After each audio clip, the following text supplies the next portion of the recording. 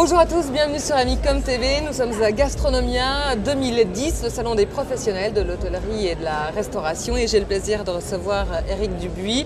Bonjour Éric. Bonjour. Vous êtes secrétaire Romand d'Hôtel et Gastro Union. Vous êtes en quelque sorte une passerelle entre les collaborateurs, les patrons. Vous veillez à ce que les choses se passent bien. Vous pouvez donner des conseils avant que les problèmes ne surgissent, ce qui peut arriver. Donc quelles sont les règles en tant que patron lorsqu'on veut engager des collaborateurs pour faire les choses dans les règles de l'art? D'accord. Écoutez, peut-être tout d'abord, Hôtel et Gastro Union à l'organisation des collaborateurs et des cadres de l'hôtellerie et de la restauration. Alors on a encore des patrons qui sont restés membres chez nous parce qu'ils croient en ce qu'on fait, mais principalement on a des collaborateurs. Maintenant, on a une convention collective qui a été signée par les partenaires sociaux, du côté des employeurs Gastro Suisse et Hôtellerie Suisse, et la Swiss Catering Association, et puis du côté des employés, notamment Hôtel et Gastro Union, donc notre organisation. On est une jeune organisation qui est née en 1886. Ah oui, dis donc, on essaie de une jeune fille.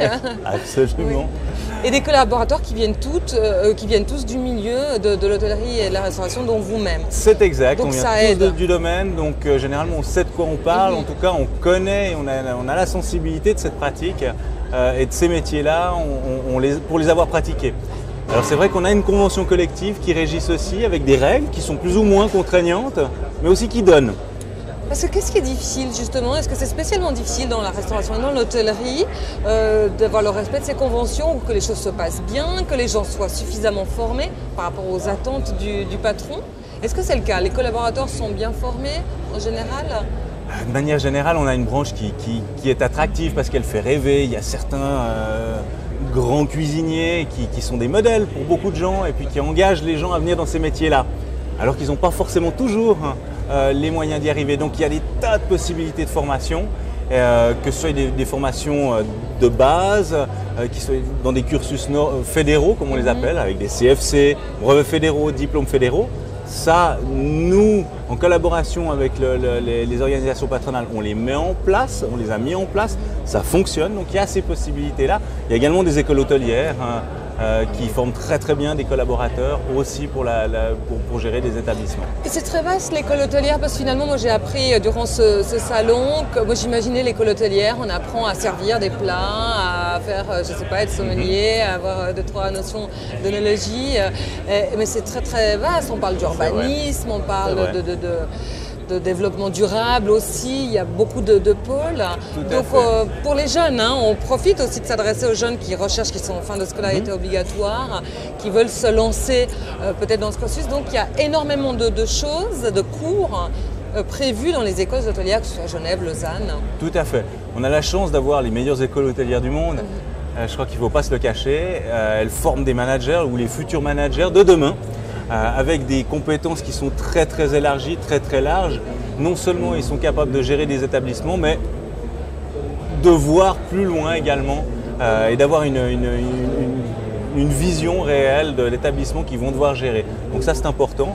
Et parallèlement à ça, comme je vous l'ai dit tout à l'heure, on a également cette filière un peu typiquement suisse, CFC, brevets fédéraux, diplômes fédéraux, où là on a des formations métiers. Et ça c'est très important aussi parce que c'est ces gens-là qui vont travailler et c'est ces gens-là qui vont apporter une valeur ajoutée justement au patron. Vous intervenez souvent en fait. Est-ce qu'il y a des problèmes qu'on rencontre fréquemment justement parce que ou des règles ne sont pas respectées de la part de patrons, ou parce que le collaborateur lui ne répond pas à son cahier des charges? Malheureusement ça existe, je crois qu'on n'est pas dans un monde idéal. Il y a d'excellents patrons comme il y a d'excellents employés. Et je crois que ça c'est important de le souligner. Et puis faisons en sorte d'avoir des cercles d'excellence puis que ces gens-là se mettent ensemble. Je crois qu'à partir du moment où on tord le système et puis qu'on veut essayer de dire bon allez, si je le paye un peu moins mon collaborateur, je vais gagner un peu plus. Je crois que ça c'est des cercles vicieux parce que finalement on va retrouver des collaborateurs qui seront peut-être pas suffisamment compétents et puis on rentrera dans un cercle infernal.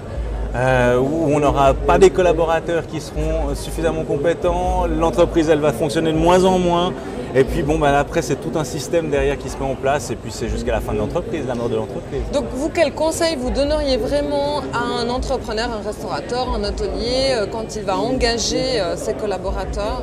Qui veille à les engager au moins dans les limites de cette convention qui a été signée, qui est quelque chose de raisonnable, et puis qui veille à ce que ses collaborateurs soient bien formés, qui continuent à les former, parce que ça contribue aussi à la motivation, et puis ça contribue à faire en sorte que ces collaborateurs restent dans l'entreprise, s'investissent dans l'entreprise, et puis le prennent pour eux. Exactement.